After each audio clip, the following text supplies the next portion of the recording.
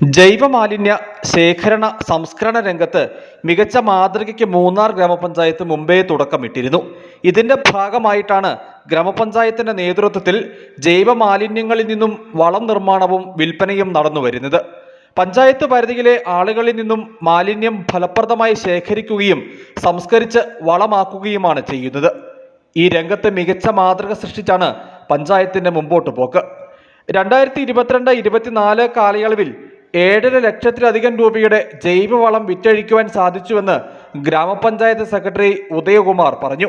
വളം നമ്മൾ ഉൽപ്പാദിപ്പിക്കുന്നതിലൂടെ തന്നെ നല്ലൊരു വരുമാനം പഞ്ചായത്തിൽ കിട്ടുകയും അതിലൂടെ തന്നെ പഞ്ചായത്തിലേക്ക് ഒരു വരുമാനം കിട്ടുന്നു എന്നതിലുപരി തന്നെ നമ്മുടെ മാലിന്യ പ്രശ്നത്തിന് ഒരു ശാശ്വതമായ പരിഹാരം കാണുക എന്നുള്ള ഒരു ലക്ഷ്യത്തോടു കൂടിയാണ് പഞ്ചായത്ത് ഈ ഒരു ഉദ്യമത്തിന് ഇറങ്ങി പുറപ്പെട്ടിരിക്കുന്നത്.